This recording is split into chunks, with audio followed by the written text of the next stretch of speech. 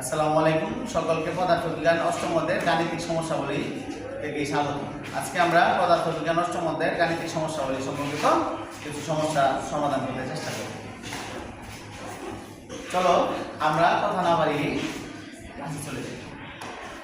এখন আমরা কিছু গাণিতিক সমস্যাবলী এটা করার আগে আমাদেরকে কিছু জিনিস জানতে হবে। বেসিক কিছু জিনিস আছে, সেটা আমাদের কি করতে হবে, জানতে হবে। দেখো, আমরা একটা দর্পণ অঙ্কন করছিলাম, অবতল দর্পণ, তাই না? অবতল দর্পণ কি করলে, অঙ্কন করলে আমরা এখানে ছিল প্রধান ফোকাস, এখানে ছিল কি বক্রতার কেন্দ্র সি। তো আমরা লক্ষ্য বস্তু কিন্তু কি করছিলাম, তো যে কোনো অবস্থানে রাখছিলাম। আমরা লক্ষ্য বস্তু রাখছিলাম কি এই বক্রতার কেন্দ্র সি এর বাইরে রাখছিলাম লক্ষ্য বস্তু, তাই না? অথবা কি সিতে রাখছিলাম, অথবা কি রাখছিলাম সি আর এফ এর মাঝে রাখছিলাম, অথবা এফ এ রাখছিলাম, অথবা এটা রাখছিলাম। আমরা যে কোনো অবস্থানে রাখি, কোনো অসুবিধা নেই। মনে করো আমরা লক্ষ্য বস্তু এই জায়গায় রাখছি, এই জায়গায় রাখছি, সির বাইরে রাখছি, মানে 2 নাম্বার অবস্থানে রাখছি। তাহলে দর্পণ থেকে লক্ষ্য বস্তুটা কতটুকু দূরত্বে রাখছি, এটাই হচ্ছে কি দর্পণ থেকে লক্ষ্য বস্তুর দূরত্ব, এটা হচ্ছে ইউ। মানে কি আবার বলতেছি, দেখো একটা দর্পণ, দর্পণ থেকে আমরা লক্ষ্য বস্তুটা কতটুকু দূরত্বে রাখতেছি। এখানে হলে এতটুকু হইতো ইউ, যদি এখানে রাখতাম এটা হতো ইউ, এখানে রাখলে এখান থেকে ইউ, এই পর্যন্ত আর কি। আর সিধে রাখলে এতটুকু ইউ এর মান, আর কি বাইরে রাখছি তাহলে এখান থেকে এই পর্যন্ত হচ্ছে কার মান, ইউ এর মান। তাহলে ইউ কি, ইউ হলো লক্ষ্য বস্তু থেকে, সরি দর্পণ থেকে লক্ষ্য বস্তুর দূরত্ব। দর্পণ থেকে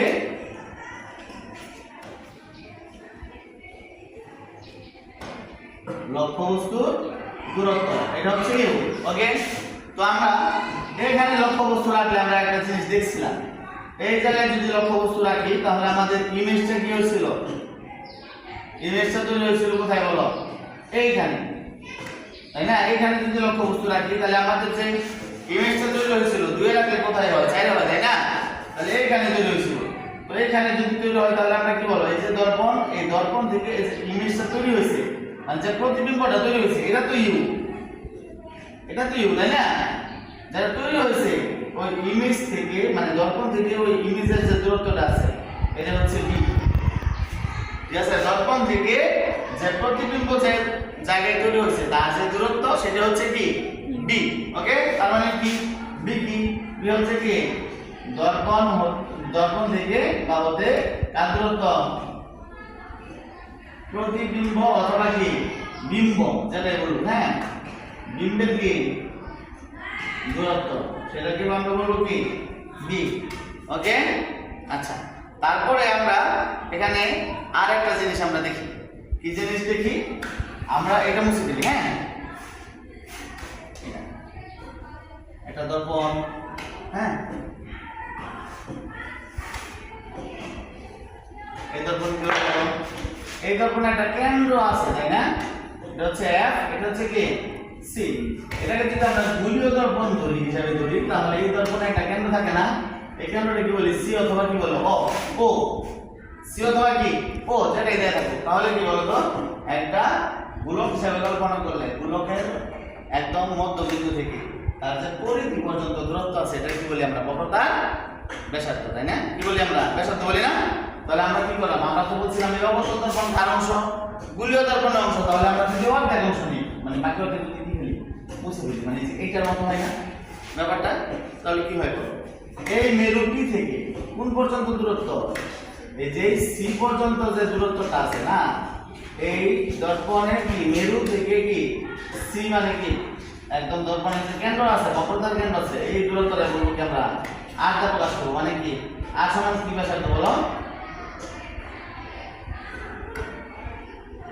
বক্রতার ব্যাসার্ধ। ওকে, তারপরে চলে আসি, দেখো এই যে দর্পণটা আছে, এই দর্পণের পি থেকে মানে মেরু থেকে এই যে এফ আছে এটারও তো একটা দূরত্ব আছে না, নাই? এটারে বলি এফ, ছোট হাতের এফ, তার পাশে ছোট হাতের এফ কি বলতো, ফোকাস দূরত্ব, ফোকাস দূরত্ব। আমি আবার বলতেছি, দেখো এই যে দর্পণের মেরু, এই মেরু থেকে কোন পর্যন্ত দূরত্ব বলো? প্রধান ফোকাস পর্যন্ত যে দূরত্বটা আছে না, এটার প্রকাশ করবো কি? এটা আমরা ফোকাস দূরত্ব বলি। কি দূরত্ব? ফোকাস দূরত্ব। এটা প্রকাশ করবো ছোট হাতের কি দিয়া? এফ দিয়ে প্রকাশ করবো। ওকে, তারপর আমরা আরেকটা জিনিস জানি, জানবো মানে কি? বক্রতা ব্যাসার্ধ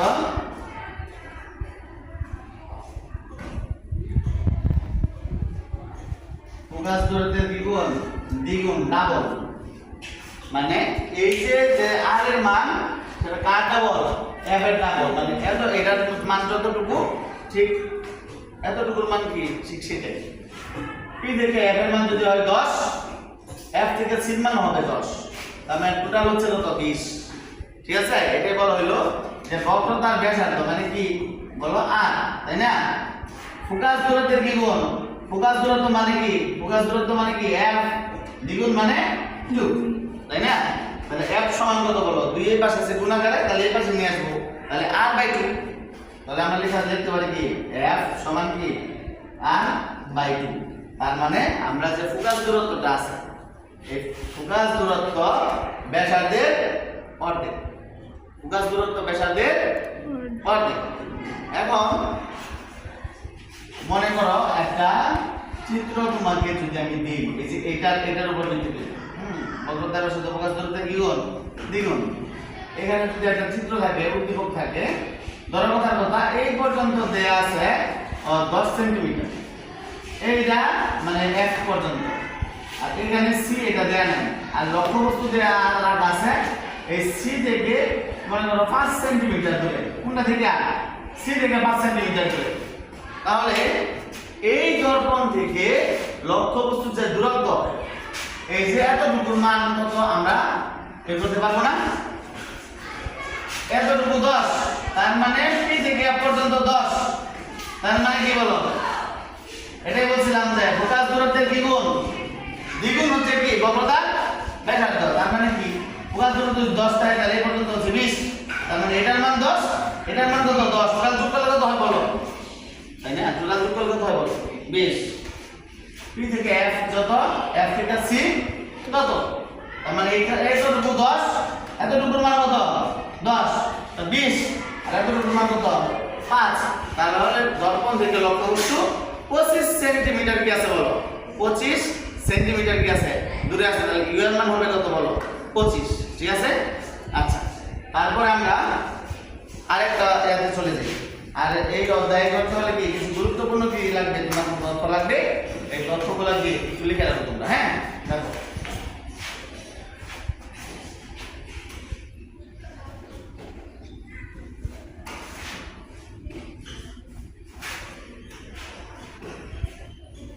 গুরুত্বপূর্ণ তথ্যগুলোর মধ্যে যদি ধরো যদি বলে তোমার অবতল দর্পণ কি? দর্পণ একটা যদি ডাক দেয়া থাকে তাহলে আলহামদুলিল্লাহ। হ্যাঁ, এই অবতল দর্পণ যদি দেয়া থাকে যে এটা একটা কি দর্পণ? অবতল দর্পণ, এরকম যদি কথা বলা থাকে, তাহলে f এর যে মানটা আসবে অবতল দর্পণ, f এর মান যেটা আসবে এটা হচ্ছে পজিটিভ মান আসবে, মানে কি ধনাত্মক এর মান। ঠিক আছে? এটা নোট করে রাখো। আমরা যখন কি গাণিতিক সমস্যা বলে সমাধান করব, তখন কি দায়িত্ব স্মরণ করে দিব। তাহলে যদি কি দর্পণ হয়? অবতল দর্পণ হয়, এর মান হবে কি? ধনাত্মক। ওকে, আর দর্পণটা যদি কি হয় বলো? দর্পণটা যদি হয় কি উত্তল দর্পণ হয়, তাহলে এর মান হবে কি বলো? নেগেটিভ। হ্যাঁ, মানে কি ঋণাত্মক হবে। ওকে, আচ্ছা, আমি এইগুলো এর মান। তাহলে আমরা বীর মান কি? বীর মান। ওকে, যদি তোমার বীর মান যদি আমরা একটা গাণিতিক সমস্যা বলি সমাধান করি, বীর মান যদি পাই প্লাস, যদি ধনাত্মক পাই, বীর মান যদি কি পাই বলো? ধনাত্মক পাই, তাহলে এটা হচ্ছে কি দর্পণের কোথায় হবে? বীর মান ধনাত্মক হলে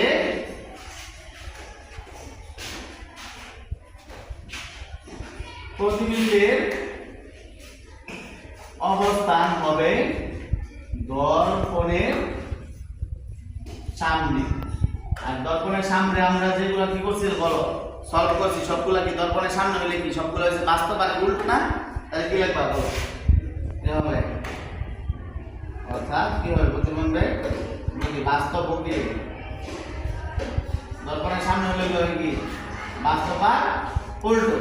ঠিক যদি আর বিপরীত বির মান যদি কি হয় বলো, বির মান যদি কি মাইনাস হয় তাহলে কি বির মান মাইনাস হলে কি হবে, প্রতিবিম্বের অবস্থান কত হবে বলো?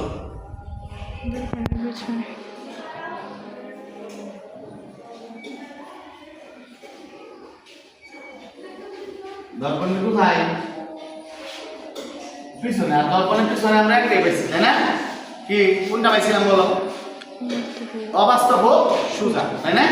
আর কি দর্পণের পিছনে এলে কি বলো?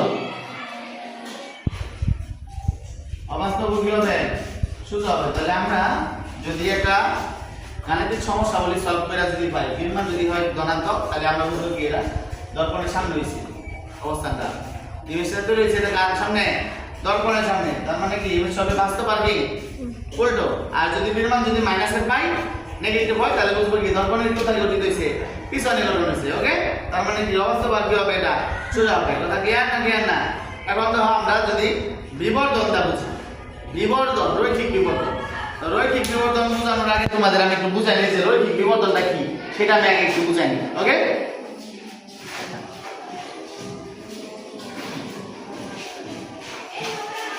রৈখিক বিবর্ধন বোঝার আগে একটু কষ্ট করে একটু সময় খেয়াল করো। আমরা এটা F, এটা কি C, ধরি আমরা এই জায়গাতে আমরা একটা বস্তু রাখছি, তার মানে এটা কার মান? Q এর মান। দর্পণ থেকে লক্ষ্য বস্তুর দূরত্ব কার মান? Q এর মান। তার মানে এই জায়গাতে বস্তু রাখার ফলে আমার মনে করো ইমেজটা তৈরি হয়েছে এই জায়গায়, তার মানে কি দর্পণ থেকে যে ইমেজ আছে এটা কার মান? বির মান। এখন রৈখিক বিবর্ধন কারে বলে? রৈখিক বিবর্ধনটা হইতাছে এই যে বির মান মানে কি বলো? ইমেজের আকার মানে ইমেজের দূরত্ব কার থেকে? দর্পণ থেকে কার দূরত্ব? আমার প্রতিবিম্বের দূরত্ব। আর দর্পণ থেকে কার দূরত্ব? এটা কার দূরত্ব? লক্ষ্য বস্তু না? কেউ লক্ষ্য বস্তুর দূরত্ব, এই দূরত্বের যে অনুপাত, এটা বলবো কি আমরা রৈখিক বিবর্ধন। খেয়াল করো, রৈখিক বিবর্ধন মানে কি? রৈখিক বিবর্ধন কি বলো? এটা কি হতে পারে? মাইনাসের ভি বাই কিউ। এখানে কি আমরা দেখবো কি এটা ব্যবহার করব, এখানে মাইনাস চিহ্ন ব্যবহার করব যদি এই সূত্রটা ব্যবহার করব যদি কি হয় বলো? যদি প্রতিবিম্ব কি হয়? ইমেজের অবস্থান যদি অবাস্তব, ইমেজের অবস্থান কি অবাস্তব বলে কি আমরা এটা ব্যবহার করব। আর যদি আমরা কি করি, যদি বাস্তব হয় তাহলে আমরা এটা রৈখিক বিবর্ধনে আমরা m দ্বারা প্রকাশ করি। কি দ্বারা? m দ্বারা প্রকাশ করি। তো আমরা এখানে কি মডুলাস চিহ্ন ব্যবহার করব। মডুলাস সমান কি? মডুলাস দিলে কি এখানে ঋণাত্মক চিহ্ন উঠে যায়, আমরা জানি তাই না? কারণ মডুলাস দিয়ে কি ঋণাত্মক। আর এই সূত্র ব্যবহার করব আমরা কখন বলো তো? যদি প্রতিবিম্ব কি পাই বলো? যদি পাই কি বাস্তব পাই, তাই না? যদি বির মান কি হয় বলো? প্লাসের থাকে তাহলে এই সূত্র ইউজ করব। আর যদি বির মান মাইনাস থাকে তাহলে কি আমরা এই সূত্র ইউজ করব। তাহলে রৈখিক বিবর্ধন কাকে বলে? রৈখিক বিবর্ধন বলে যে কি এখানে বি মানে কি বলো? প্রতিবিম্বের দর্পণ থেকে প্রতিবিম্বের যে দূরত্ব সেটা, আর কিউ মানে কি বলো? দর্পণ থেকে লক্ষ্য বস্তুর যে দূরত্ব, এই দূরত্বের যে অনুপাত, সেটাকে বলবো আমরা কি রৈখিক বিবর্ধন। তো এই ক্ষেত্রে রৈখিক বিবর্ধনের কিন্তু আরেকটা জিনিস আছে। রৈখিক বিবর্ধনে কি আরেকটা জিনিস আছে, সেটা আমরা কি আরেকটু জানি। রৈখিক বিবর্ধনে আরেকটা সূত্র আছে। ওকে, এখন একটু কষ্ট করে খেয়াল করো, আমি যদি দূরত্বটা মুছে ফেলি যে কতটুকু দূরত্ব আছে সেটা না বলে আমরা করছিলাম না প্রতিবিম্বের আকার। দেখো তো এটা লক্ষ্যবস্তু কতটুকু বড় নিশ্চয় বলো? লক্ষ্যবস্তু কতটুকু বড় নিশ্চয় মানে লক্ষ্যবস্তুর দৈর্ঘ্য এটা প্রকাশ করবো এল দ্বারা। কি দ্বারা? এল মানে কি লক্ষ্যবস্তুর দৈর্ঘ্য কতটুকু বড়, লম্বা কতটুকু বড় রাখছি, দূরত্ব না কতটুকু দূরে রাখছি লক্ষ্যবস্তু দর্পণ থেকে, এটা না কতটুকু কিনেছি লম্বা লক্ষ্যবস্তু নিছি, এটা লক্ষ্যবস্তু দৈর্ঘ্য।